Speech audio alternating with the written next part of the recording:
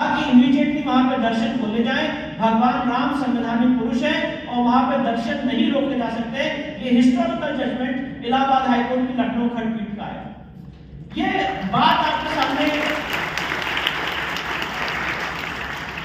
अब जो 1 जनवरी 1993 का फैसला था वो बहुत महत्वपूर्ण था, क्योंकि अगर 1 जनवरी 1993 का फैसला ना होता और हम लोग वहां पे बराबर पूजा पाठ ना करते रहते तो आज हम लोग 22 जनवरी 2024 का भी ये दिन नहीं देख पाते। बहुत सारे लोग थे जो इस षड्यंत्र में लगे हुए थे कि वहां पे हॉस्पिटल बन जाए, कॉलेज बन जाए, स्कूल बन जाए, पर वहां पे राम मंदिर ना बने। अब ये सारी घटनाक्रम आपके सामने बताने का पर्पस ये है कि किसी भी लड़ाई को लड़ने के लिए या इन तरह के जो इश्यूज होते हैं, आप सारे लोग यूथ हैं और एक पर्टिकुलर प्रोफेशनल एजुकेशन कर रहे हैं, सबसे ज्यादा जरूरी होता है कि आप कोई भी काम कर रहे हैं तो आपके अंदर कमिटमेंट कैसा है। अगर आपके अंदर अपने कॉज के लिए, अगर आपके अंदर अपने कन्विक्शन के लिए, जो आप सोचते हैं अपने धर्म के लिए, आपको लगता है कि हाँ ये चीज सही है, तो आप ये सोचिए आज मैं आपके सामने खड़ा हूं, आज आप लोग मेरी बात पे अप्रिशिएट कर रहे हैं, फेलिसिटेट कर रहे हैं, क्लैप कर रहे हैं, पर जो आज मैं आपके सामने खड़ा हूं, मैं आपको बताना चाहता हूं इसके पीछे बहुत बड़ी एक जर्नी रही है अपमानित होने। एक अपमान से आज इस समय में आपके सामने खड़ा हूं, वो मैंने भीषण टॉर्चर देखा, सिर्फ मेरा नहीं या मेरे पिताजी का नहीं, उन सारे लोगों का जो हमारी और आपकी मानसिकता के हैं, जो लोग ये सोचते हैं, जिनको ये बोलने में फख्र होता है आज जय श्री राम, कभी जय श्री राम बोलना कम्युनल नारा माना जाता है। ये जो पूरी जर्नी रही है इस देश की, इस पूरे ये जो ट्रांजिशन रहा है 1989 से लेके 2024 तक, ये बहुत बड़ा ट्रांजिशन है और मैं ये मानता हूं कि 22 जनवरी 2024 का दिन हम सारे सनातनियों के बहुत बड़ा अचीवमेंट है। ये कोई छोटा मोटा नहीं।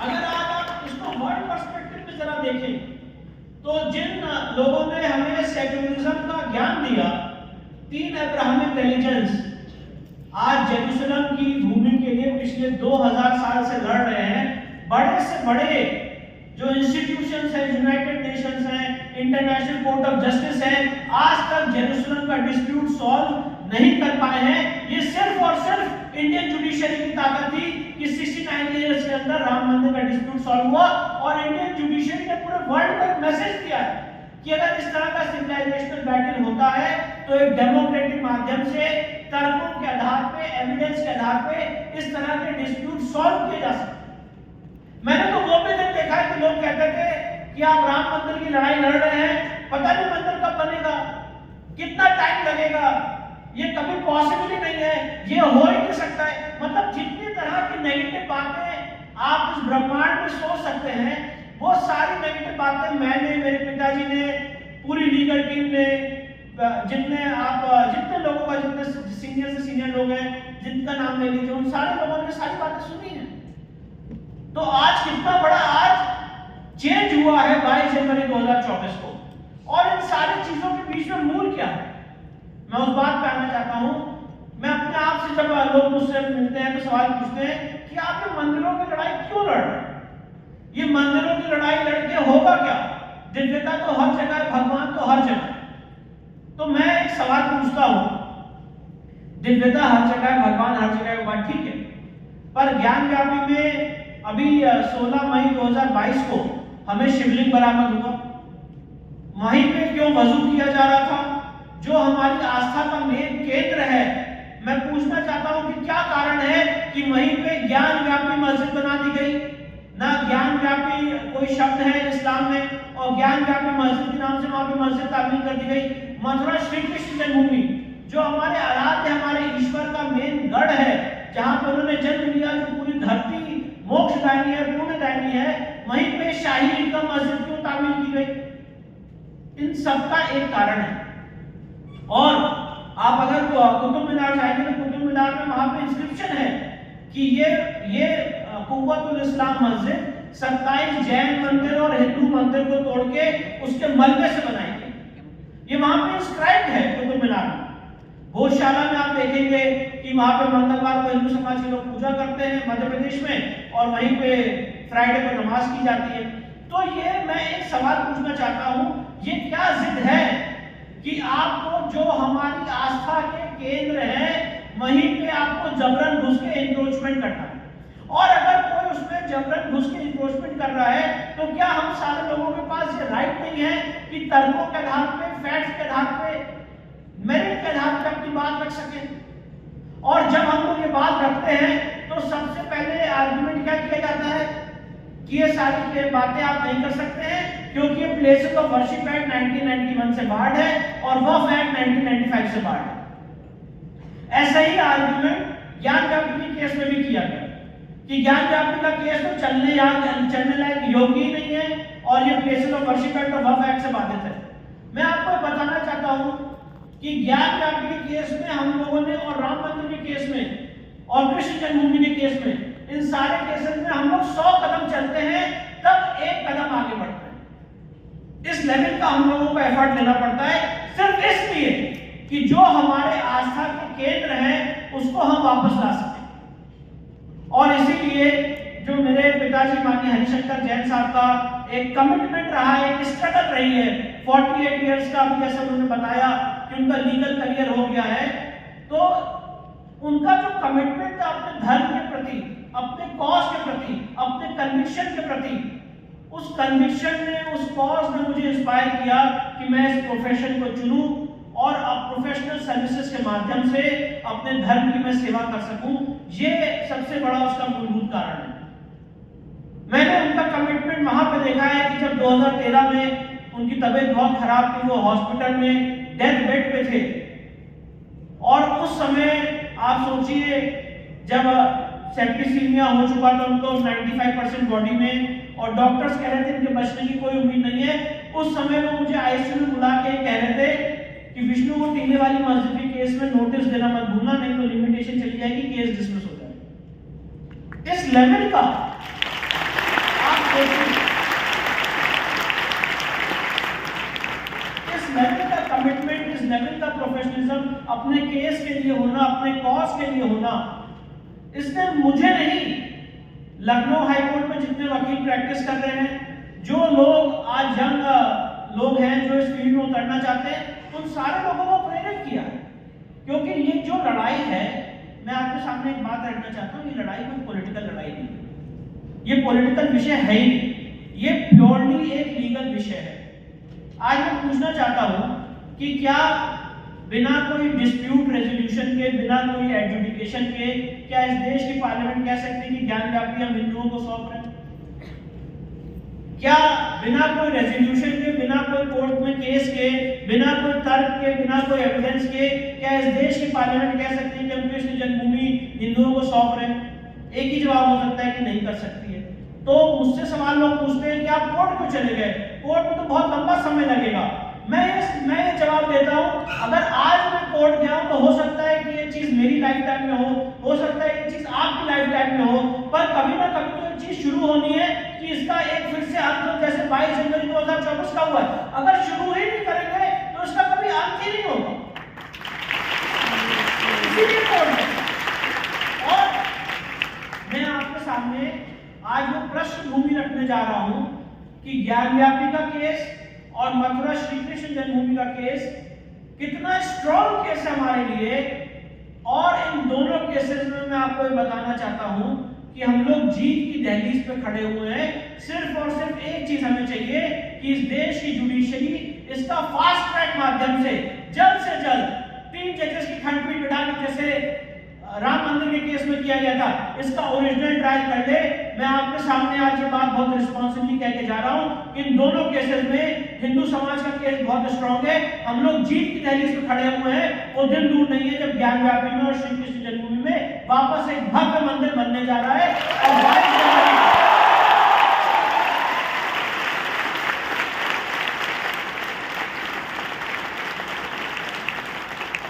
और 22 जनवरी को जो हम सारे लोगों ने अनुभूति महसूस की थी, वो वापस वो समाज वो दिन देखने जा रहा है। आप सोचिए, आप कल्पना करिए कि हमारे यहाँ पे 1200 साल तक बर्बरता हुई, आक्रांताएं हुई, मंदिर तोड़े गए, दीवारों में चुना गया, गर्म तवे पे झोंका गया, और उसके बाद आज ये समाज उठ खड़ा हुआ है, आज ये यूथ उठ खड़ा हुआ है। आज हम लोग चाहते हैं कि हमारे आस्था के केंद्र हमको वापस मिले, और इसीलिए ये लड़ाई बहुत इंपॉर्टेंट है, क्योंकि ये सिर्फ और सिर्फ आस्था का विषय तो है ही है, ये हम लोगों को हमारी अस्मिता, हमारी डिग्निटी, हमारा ऑनर वापस दिलाने का विषय है। क्योंकि अगर आपने हमारा मंदिर तोड़ा है तो ये पूरा समाज, ये पूरा यूथ ये मैसेज देना चाहता है इस वर्ल्ड को कि भले ही तुम हमारा मंदिर तोड़ दो, ये पूरा समाज 500 साल बाद भी, 600 साल बाद भी खड़ा होकर बोलेगा कि इसी जगह पे हमारे आराध्य, हमारे ईश्वर थे। और कलम की ताकत तलवार की ताकत से बड़ी होती है। तुम भले ही कितनी तलवार चला लो हमारे मंदिरों पे, हमारे शिवलिंग पे, हमारे आराध्य पे, पर एक दिन दोबारा उसको हम कलम के माध्यम से, अपने ज्ञान के माध्यम से, अपने तर्क के माध्यम से रेस्टोर करने का काम करेंगे। ये पूरी लड़ाई का कोर ये मैसेज देना है।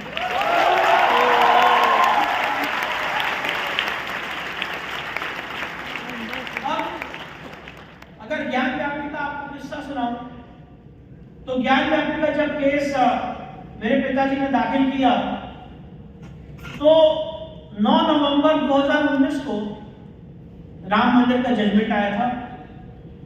और राम मंदिर के जजमेंट में मैं आपको बताना चाहता हूं बहुत ही सरलता से, बड़ी इंपॉर्टेंट बात ऑनरेबल सुप्रीम कोर्ट ने होल्ड की।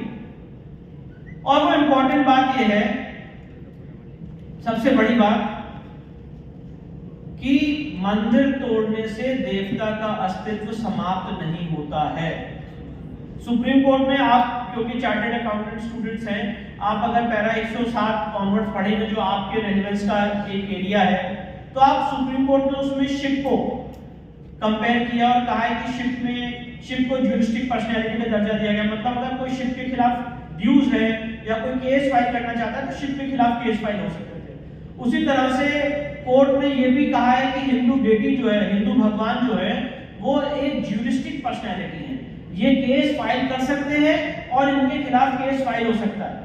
और आप लोग चार्टर्ड अकाउंटेंट स्टूडेंट्स आप लोग जानते होंगे कि Hindu temples are subject to tax. Hindu temples पे टैक्स लगता है। क्यों टैक्स लगता है? टैक्स इसलिए लगता है क्योंकि हिंदू देवता जो है वो एक लिविंग एंटिटी माना जाता है। It's a juristic personality, it's a living entity. वो केस फाइल कर सकते हैं, उनके खिलाफ केस फाइल हो सकता है। राम मंदिर के केस में जो केस फाइल हुआ था वो भगवान राम लला विराजमान through next friend Devkinandan Agrawal के नाम से केस फाइल हुआ था। ये कंसेप्ट जो हिंदू शास्त्रिक नियम में है, ये कंसेप्ट किसी और धर्म में नहीं है। इस बात को समझने की जरूरत है। और जगह पे जो रिलीजियस प्लेसेस हैं, जो रिलीजियस साइट्स है, they are a part of congregation. वो इकट्ठा होकर प्रेयर करने की जगह है। मॉस्क और church is a place of congregation, it's not a place of divinity. पर जो हिंदू टेंपल है, जो हिंदू डेटी का मंदिर है, it's a place of divinity and it's a place of living entity.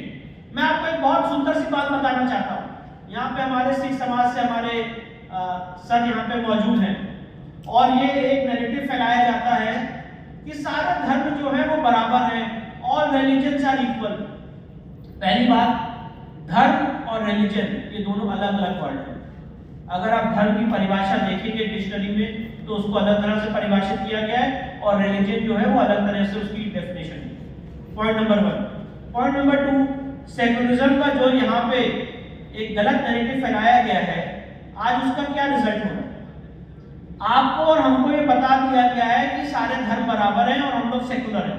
आप देखते होंगे कि अपने जो डे टू डे कॉन्वर्सेशन होता है, आपस में इनफॉर्मल कॉन्वर्सेशन होता है, तो बहुत सारे आपके मित्र, आपके फ्रेंड्स कहते होंगे भाई ये सब बातें हमसे मत करो, हम लोग सेकुलर हैं। मैं ये बताना चाहता हूँ कि इसको आपको डिकोड करना चाहिए।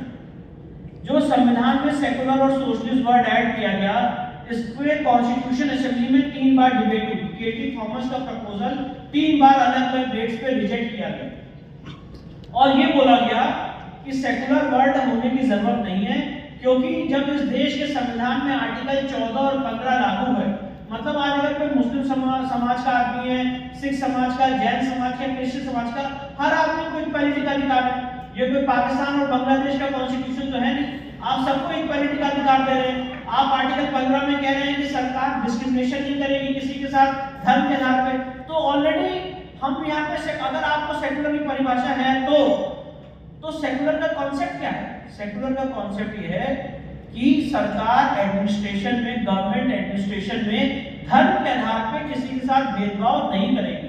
ये सेकुलर कॉन्सेप्ट है।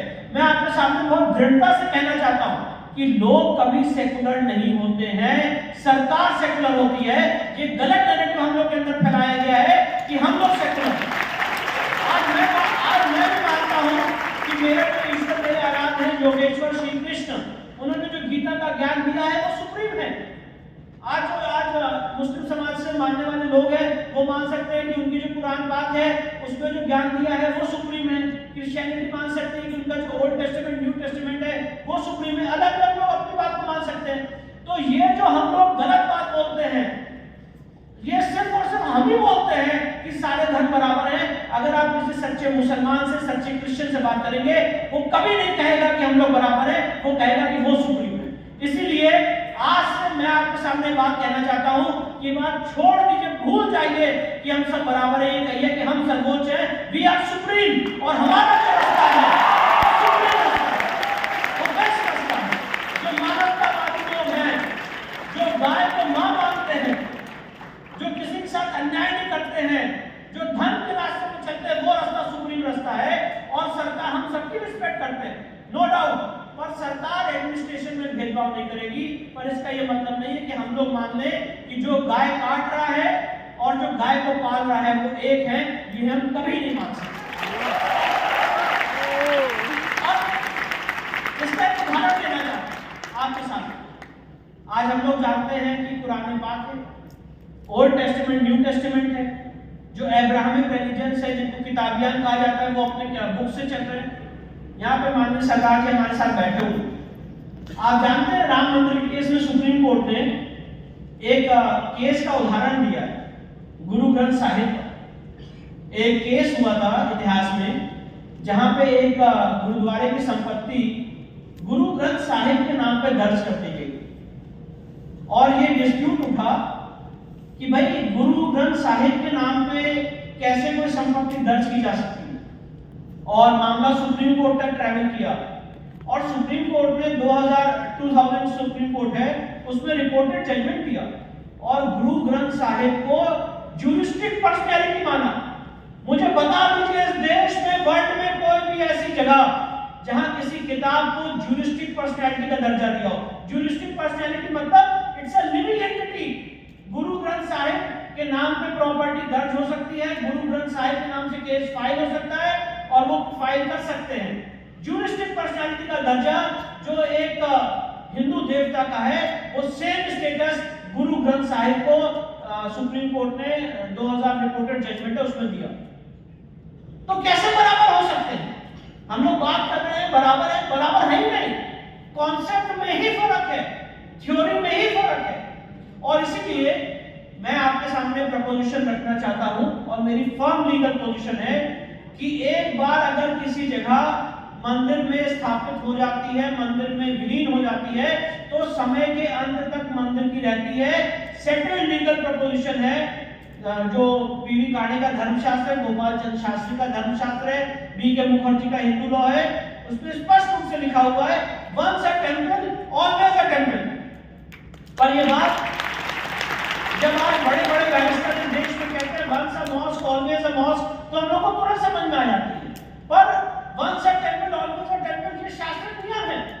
और इसीलिए इसी परिप्रेक्ष्य में, इसी दृष्टिकोण से ज्ञान व्यापी का केस फाइल किया गया और ये बोला गया कि ये आध्यात्मिक अनुभूति का केंद्र है। ये पूरा 5 कोस का एरिया दिव्यता से, आध्यात्मिक ऊर्जा से भरा हुआ क्षेत्र है। आज भी आप लोग यूथ हैं, आप लोग कभी काशी जाएंगे तो काशी का क्या महत्व है शायद मैं आज इस मंच पे बता ना पाऊं। पूरी रात, कितने दिन, कितनी किताबें, कितनी पीएचडी, कितना समय लग जाए, कोई आदमी काशी को आज तक डिफाइन नहीं कर पाए, काशी का महत्व नहीं बता पाया है। पर मैं जो सरल भाषा में समझ पाया कि वो मोक्षदायिनी नगरी है और वो हम सारे सनातनियों के मदर ऑफ सिविलाइजेशन, कोर है हमारे सिविलाइजेशन का। जेम्स प्रिंसेप ने कहा है, उन्होंने कहा है कि Vedas and Shastras all testify that Kashi is the first of the nagari, Vishweshwar the first of the devas, charity the first of the virtues and Ganga the first of the river. मतलब काशी का ये महत्व है। सृष्टि की उत्पत्ति से पहले काशी थी और काशी महादेव के त्रिशूल पे विराजमान है और उसमें 3 खंड है, ओंकारेश्वर खंड, केदारेश्वर खंड और विशेश्वर खंड। जो विशेश्वर खंड में 5 कोस में स्वयं, और ये स्कंद पुराण में और अलग अलग शास्त्रों में लिखा हुआ है कि ये यहाँ पर जो शिवलिंग स्थापित हुआ वो किसी ने स्थापित नहीं किया, वो स्वयं वो शिवलिंग है। और 5 कोस तक अविमुक्त क्षेत्र हुआ और उसकी दिव्यता 5 कोस तक फैली हुई है। हमारे यहाँ पे 12 ज्योतिर्लिंग हैं, उन 12 ज्योतिर्लिंग में से 5 ज्योतिर्लिंग स्वयंभू हैं और उन 5 स्वयंभू ज्योतिर्लिंग में जो सबसे पहला ज्योतिर्लिंग है वो आदि विशेश्वर का ज्योतिर्लिंग है काशी में।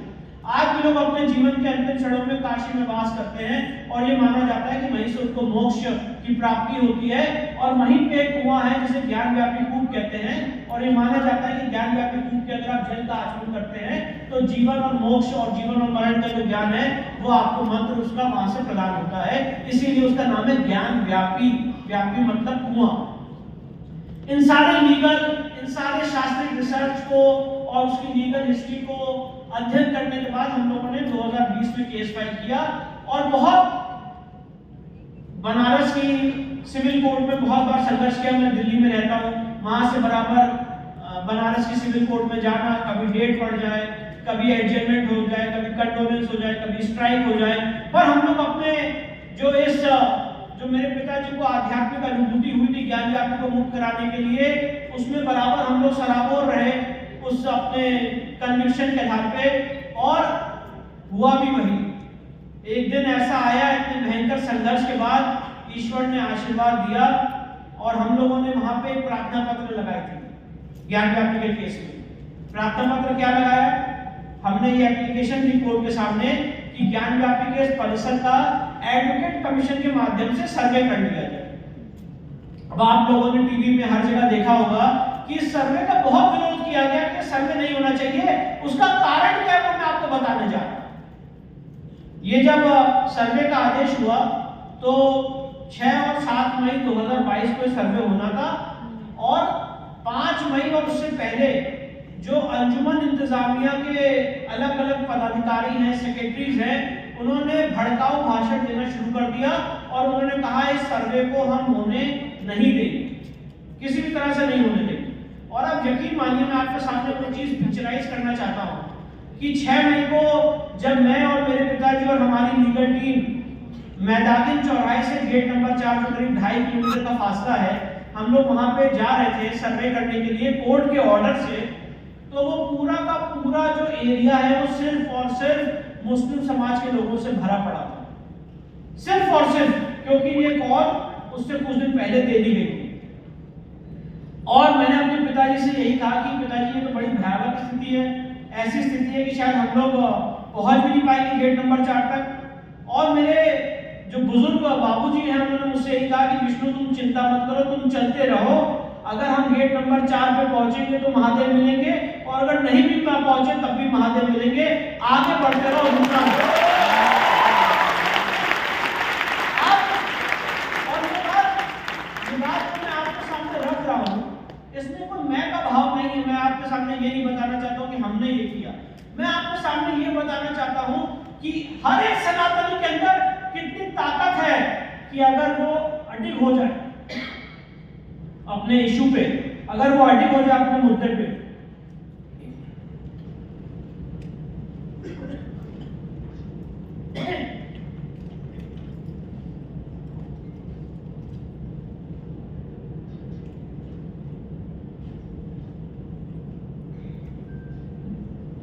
मैं आपको बताना चाहता हूं कि कितनी बड़ी ताकत है आध्यात्म में, कितनी बड़ी ताकत है अपने कन्विक्शन में, कितनी बड़ी ताकत है जो हमारे ईश्वर, हमारे आराध्य देवाधिदेव महादेव ने हमें दी है। आप कल्पना करिए, हजारों लोगों की भीड़ के बीच में निहत्थे लोग, 5 से 7 लोग उस भीड़ के बीच में गए और एक बाल भी बाका नहीं हो पाया और कमीशन हुआ और 16 मई 2022 को महादेव बरामद हुए। और यहाँ तक ये जो यश का इतिहास है, ये जो यश का इतिहास है, कीर्ति का इतिहास है, ये यहाँ पे नहीं रुका। इसमें गुजरात का बहुत बड़ा योगदान है। मैं आपके सामने बताना चाहता हूँ क्या योगदान है गुजरात का, मैं बताना चाहता हूँ। 6 और 7 मई को कमीशन हुआ। कमीशन में बहुत सारी चीजें मिलना शुरू हो गई। देवी देवताओं की मूर्तियां खंडित, जो संस्कृत के श्लोक हैं, जो हिंदू मंदिर के खंबे हैं, वो सारी चीजें मिलना शुरू हो गई। और कोशिश भी यही थी कि किसी तरह से ये लोग इस मस्जिद के अंदर ना घुसे, क्योंकि उनको पता है कि उनकी जो झूठ है, उनकी जो चोरी है, वो पकड़ी जाए। पर जब कोर्ट का ऑर्डर हो गया और हम लोग वहां पे घुस गए तो कमीशन हो गया। इसके बाद 14, 15 और 16 मई 3 दिन और निर्धारित किए गए कमीशन के। 14 मई को गुम्बद के नीचे गुम्बद मिला। फिर उसके बाद अगले दिन जो है वहां पे अलग अलग जगह, जब हम लोग मस्जिद के अंदर गए हुए थे तो ज्ञान व्यापी कैलेंडर लगा हुआ था, ज्ञान व्यापी मस्जिद कैलेंडर। और जब उस कैलेंडर को उठाया तो उसके नीचे जो स्वास्तिक के चिन्ह मिलना शुरू हो गए, डमरू, त्रिशूल, ये सारी चीजें मिलना शुरू हो गई। और 16 मई 2022 को मुझे आज भी वो दिन याद है, सोमवार का बुद्ध पूर्णिमा का दिन था। जब वजू टैंक के सामने में गया तो वहां पे वजू टैंक पूरा पानी से भरा हुआ था। अब आप देखिए कितना इस देश की लीगल हिस्ट्री में मजाक उड़ाया जाता है। तो कोर्ट में आदेश दे रखा है कि पूरे परिसर का कमीशन होना है, मतलब आप पूरे परिसर में कहीं भी जा सकते हैं और वीडियोग्राफी, फोटोग्राफी हो रही थी। तो मैंने एडवोकेट कमीशन महोदय से रिक्वेस्ट की कि ये जो वजू टैंक का एरिया है इस मस्जिद के फर्स्ट फ्लोर पे, इसमें हमें जाने की इजाजत दी जाए। तो जैसे किसी चोर की चोरी पकड़ी जाती है, वहां के जो सेक्रेटरीज हैं उन्होंने कहा नहीं, इसके अंदर जाने की जरूरत है, इसके अंदर हमारी मछलियां हैं, हमारी मछलियां मर जाएंगी। और मछलियों को लेकर बहुत बड़ा एक इशू क्रिएट किया गया। आप जान के हैरान हो जाएंगे कि उत्तर प्रदेश सरकार ने स्पेशल ऑक्सीजन का अरेंजमेंट किया कि उनकी मछलियां ना मरे। सीरियसली। और वो वजू टैंक का जो पानी है 3 फीट से 2 फीट तक कम किया गया। 1 फीट में मछलियां रहे, उनको ऑक्सीजन मिले, उसके लिए ऑक्सीजन की व्यवस्था की गई, मछलियां ना मरे उसको देखते हुए हम लोगों ने सीढ़ी लगाई। और सीढ़ी लगा के जब वहां पे बीचों बीच पहुंचे, यकीन मानिए अपने ईश्वर, अपने आराध्य को 370 साल बाद देख के मैं और मेरी लीगल टीम उस समय के भूल गए कि हम लोग वकील हैं, और अपने ईश्वर, अपने आराध्य को स्पर्श करके चीख उठे, चिल्ला उठे, नमः पार्वती पते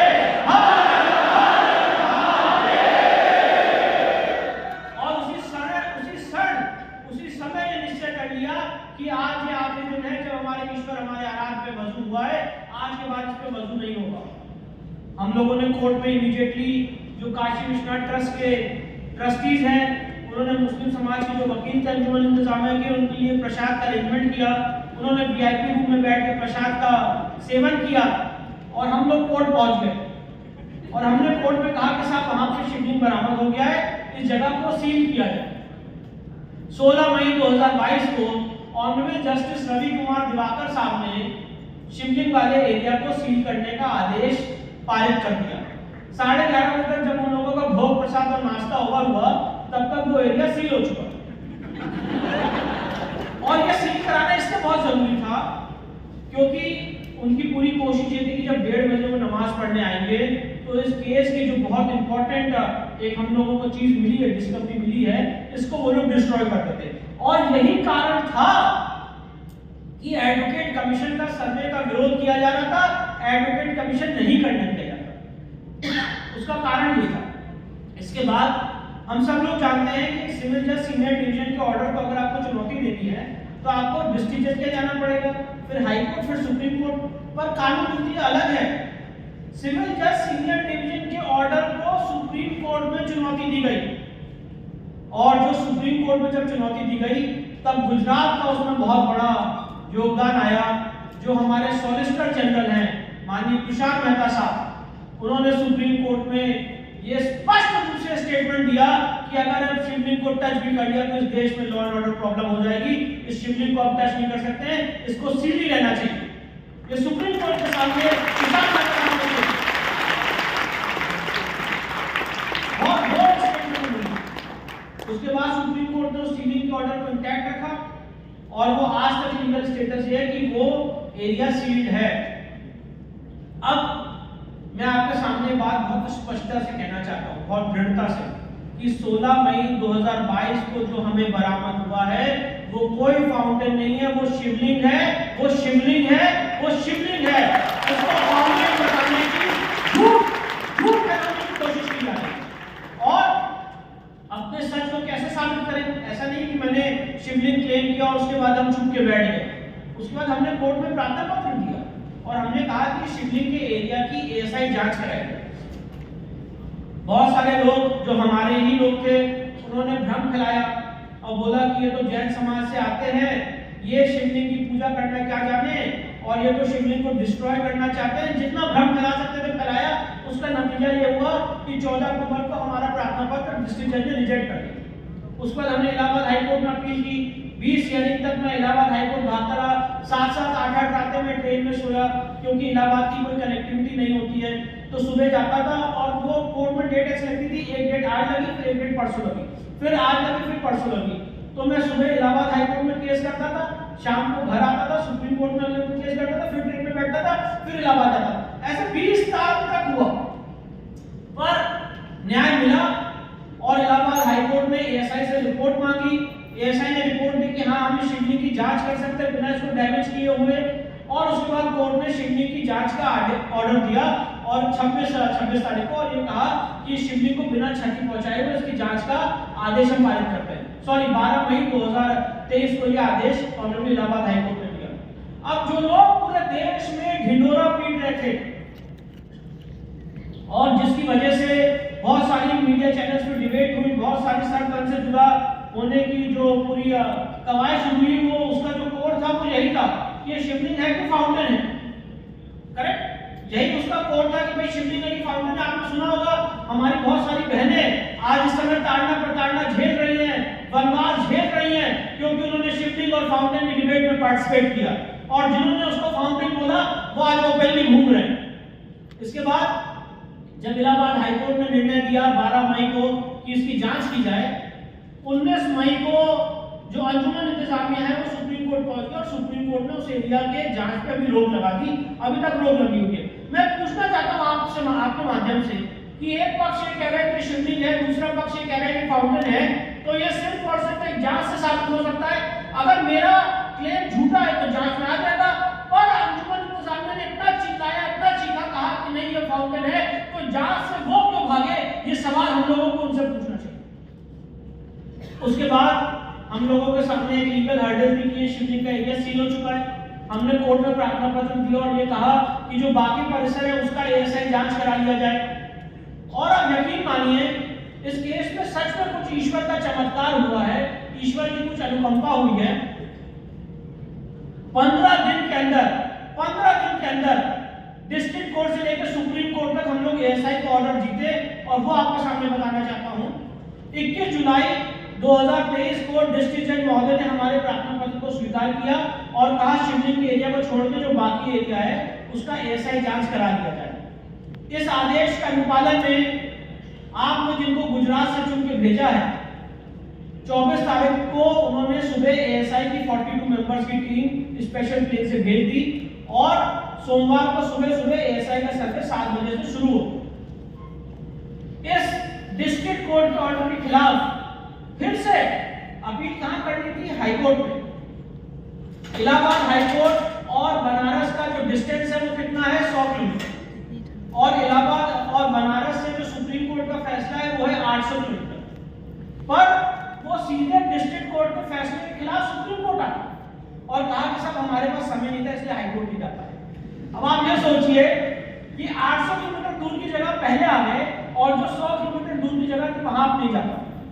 बहरहाल सुप्रीम कोर्ट में बिना कोई प्रार्थना पत्र के, बिना कोई एप्लीकेशन के ओरल मेंशनिंग पे बहस हुई।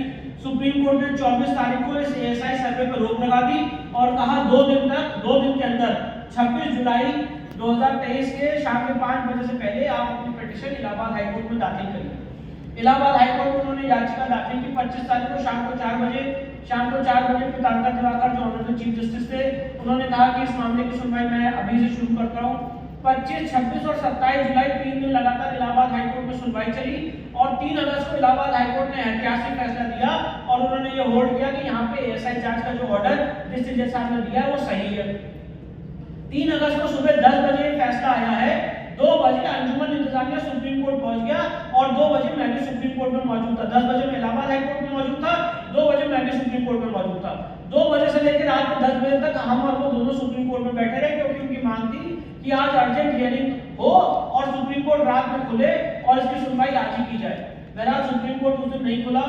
4 तारीख को इस मामले की सुनवाई हुई और सुप्रीम कोर्ट ने इलाहाबाद हाई कोर्ट का और डिस्ट्रिक्ट जज का ऑर्डर दोनों को अपहोल्ड किया और कहा ये दोनों ऑर्डर सही हैं।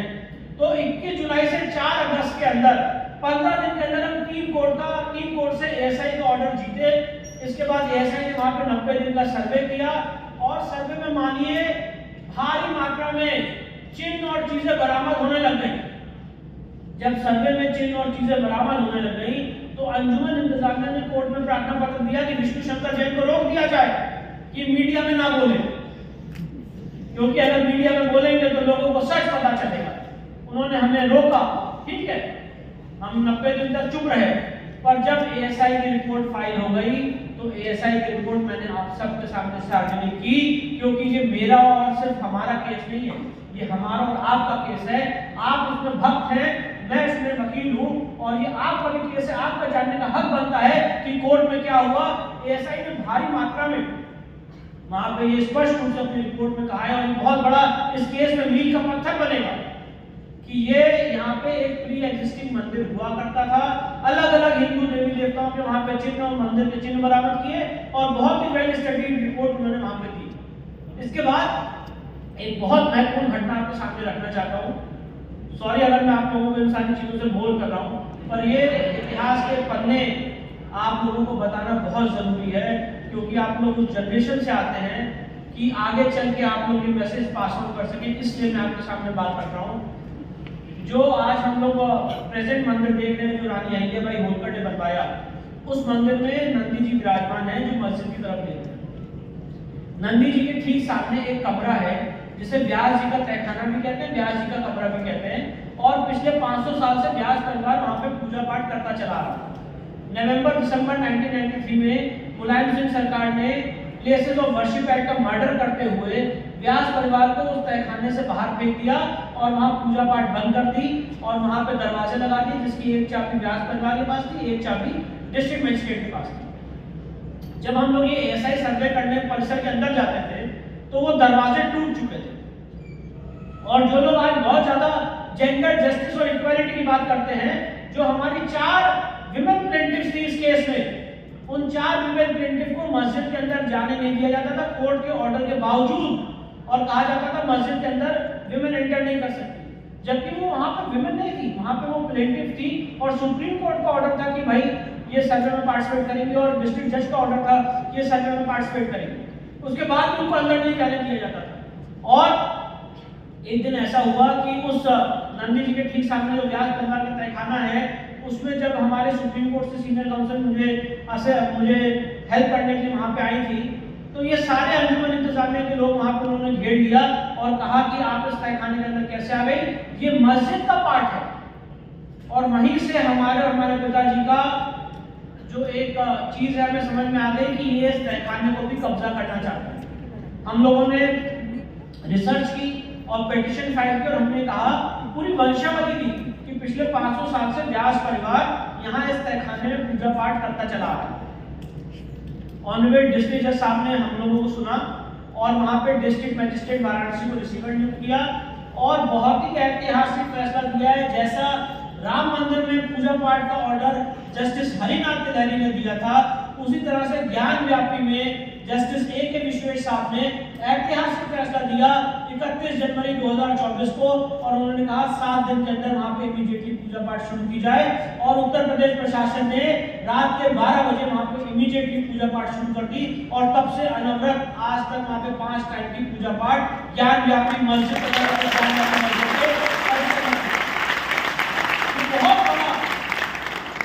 बहुत बड़ा अचीवमेंट हम सारे सनातनियों के लिए, क्योंकि जो अन्याय किया था नवंबर-दिसंबर 1993 में पूजा पाठ रोक के आज वो पूजा पाठ वहां पे दोबारा चालू हो चुकी है। अब इस केस में क्या बचा है? अब इस केस में ये बचा है कि जो मजूद टाइम का एरिया है उसकी जांच की जाए, हमें बताया जाए कि शिवलिंग है कि फाउंटेन है। और उसके बाद मैं आपके सामने कहना चाहता हूं कि ज्ञान व्यापी के केस में हम लोग जीत की दहलीज में खड़े हुए हैं।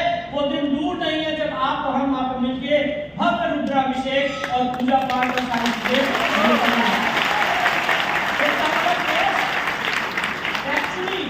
मेरिट्स के आधार पे, तर्कों के आधार पे, रिसर्च के आधार पे बहुत स्ट्रॉन्ग। इसी तरह से हमने रिसर्च श्री कृष्ण जन्मभूमि के केस में की और श्री कृष्ण जन्मभूमि का केस भी मैंने आपको बताया कि रक्त रंजित इतिहास रहा है। यहाँ पर भी प्रमाण मिलता है कि औरंगजेब ने यहाँ पे मंदिर को तोड़ा 1670 में और ये आदेश दिया कि जाओ जाके मथुरा की जो कटरा केशव देव है उसको तोड़ दो और यहाँ पे जितनी बड़ी और छोटी मूर्तियां थी वो आगरा की जैनारा मस्जिद की सीढ़ियों के नीचे दबा दी गई कि जब वो नमाज पढ़ने जाए उस पर कुचलते हुए जाए।